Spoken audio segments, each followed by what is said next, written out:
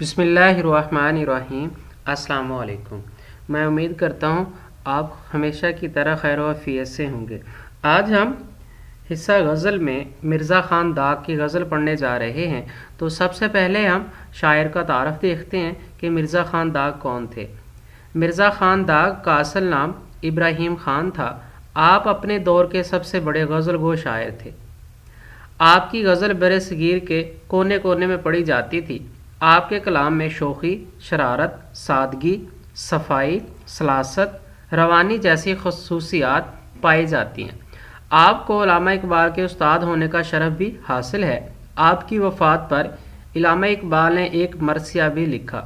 आपकी तसनीफ़ दर्ज झैल हैं यादगार दाग, आफ़ताब दाग, कायनात दाग और आखिर पे है गुले दाग। अब हम देखते हैं पहले शेर में शायर हमें क्या कहते हैं। पहला शेर शायर का कुछ यूं है। फिरे राह से वो यहाँ आते आते, अजल मर रही तू कहाँ आते आते। फिरे यानी वापस जाए, राह से यानी रास्ते से, वो से मुराद यहाँ महबूब है, यहाँ यानी आशिक के घर की तरफ इशारा है। अजल मौत को कहते हैं, कहाँ यानी किधर फिर रही है। अब इसका मफहूम कुछ यूं बनेगा। मेरा महबूब मेरे पास आते हुए रास्ते से ही वापस लौट गया। ए मौत अगर महबूब ने नहीं आना था तो तू ही आ जाती। अब इसमें मुआवन के तौर पर जो शेर आएंगे वो दर्ज झैल हैं। तुम आए हो ना शबे इंतज़ार गुजरी है, तलाश में है सहर बार बार गुजरी है। गज़ब किया तेरे वादे पे एतबार किया, तमाम रात क़यामत का इंतज़ार किया। अब इस शेर में तीसरा जो शेर आएगा, खुशबू बता रही है कि वो रास्ते में है, मौज हवा के हाथ में उसका सुराग है। अब अगर इस शेर की तशरीह की बात की जाए तो मारूफ शायर दाग देहलवी अपनी मारूफ गज़ल के मतला के पहले मिसरा में अपनी बातनी कैफियत का हाल बयान कर रहे हैं कि मैंने महबूब को कई बहानों से अपने घर बुलाने की कोशिश की, लेकिन कोशिश नाकाम ठहरी। आखिरकार शायर अपनी बीमारी का बहाना डालकर अपने महबूब को बुलाते हैं। अपनी बेकसी का हाल किसी की ज़ुबान महबूब तक पहुंचाते हैं, जिसको सुनकर महबूब का दिल भी नरम पड़ जाता है और वो अपने चाहने वाले से मुलाकात के लिए अपने घर से निकल आता है। अभी महबूब रास्ते में ही था कि शायर का एक रकीब उसे मिल जाता है। वो महबूब से इस्तफसार करता है यानी पूछता है कि आप किधर जा रहे हो। तो मालूम होने पर पता चलता है कि ये तो अपने आशिक के पास जा रहा है। तो वो रकीब की बातों में आकर रास्ते से ही वापस लौट जाता है। तो इस शेर में शायर ने इसी तरह की कैफियत बयान की है। अब हम इस गज़ल के दूसरे शेर की बात करते हैं। दूसरे शेर में शायर कहता है, ना जाना कि दुनिया से जाता है कोई, बहुत देर की मेहरबान आते आते। ना जाना यानी महसूस ना किया, जाता है कोई यानी दुनिया छोड़कर कोई जा रहा है। बहुत देर कर दी यानी आपने बहुत देर लगा दी। मेहरबान मेहरबानी करने वाले के तौर पर आता है। अब दूसरे शेर का मफहूम कुछ यूं बनेगा।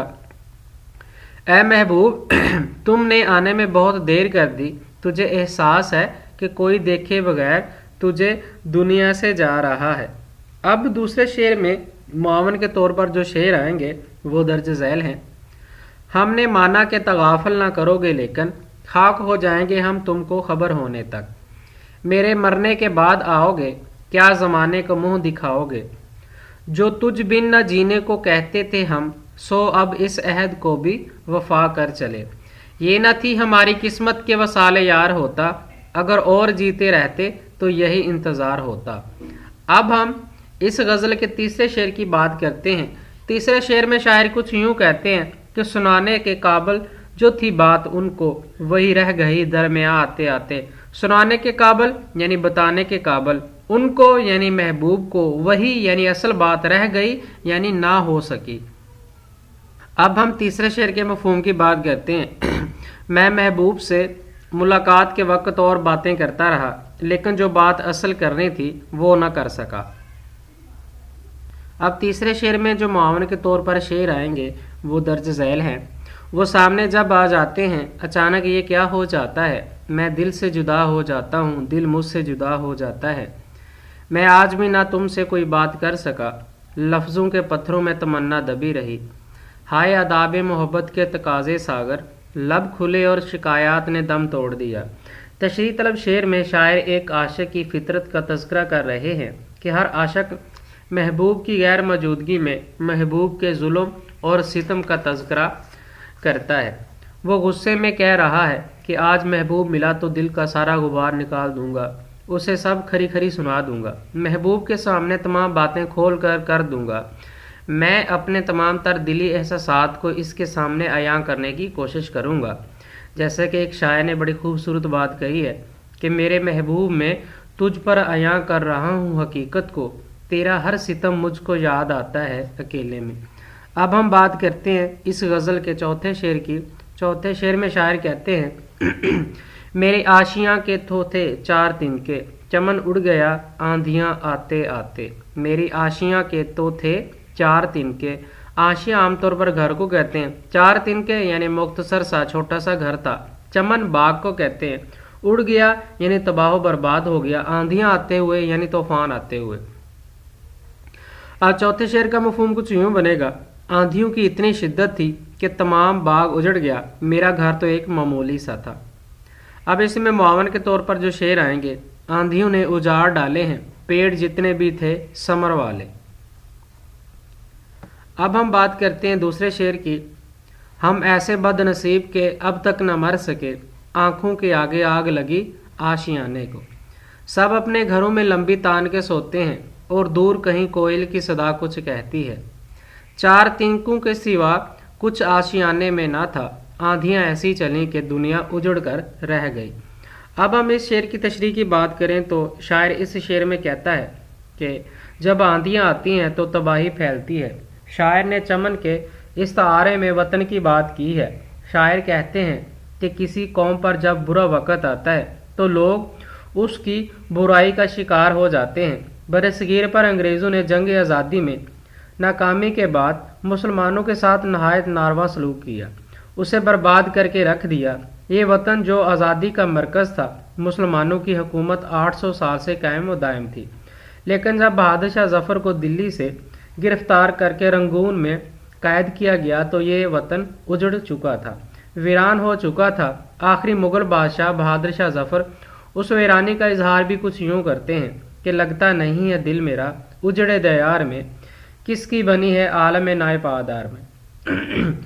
जब हालात ख़राब होते हैं तो बड़े बड़े मुकाबला नहीं कर पाते। मेरा आशियाँ तो कमज़ोर था, बड़े बड़े महल्लात आंधियों का मुकाबला करने की सकत नहीं रखते। कच्चे जो मकान होते हैं वो गिर जाते हैं, दरख्त जड़ों से उखड़ जाते हैं। इसलिए ऐसे हालात में जब तबाही आए तो फिर हमें अपने ज़ाती नुकसान का तज़किरा नहीं करना चाहिए, इज्तमाई नुकसान की बात करनी चाहिए। आंधियों ने उजाड़ डाले पेड़ जितने भी थे समर वाले, जैसे कि पहले बात हुई है। अब हम बात करते हैं इस गज़ल के आखिरी शेर की, जिसमें शायर ने अपना तखल्लुस भी इस्तेमाल किया है। नहीं खेल ए दाग यारों से कह दो कि आती है उर्दू ज़बान आते आते। अब इसका मफहूम कुछ यूँ बनेगा ए दाग दोस्तों से कह दो उर्दू ज़बान इतनी आसान नहीं है, ये आहिस्ता आहिस्ता ही आती है। अब इसमें जो मुआवन के तौर पर शेर आएंगे, उर्दू है जिसका नाम हमें जानते हैं दाग, सारे जहां में धूम हमारी ज़बां की है। दिलकश शीरी मकामी बोलियां अपनी जगह, रब्त बाहम के लिए उर्दू ज़बां हमारी जगह। रब्त बाहम के लिए उर्दू ज़बां अपनी जगह। मुझे उम्मीद है कि इस गज़ल को सुनने के बाद आपको इस गज़ल में कोई मसला दरपेश नहीं आएगा। अपनी दुआओं में याद रखिएगा। अल्लाह हाफिज़।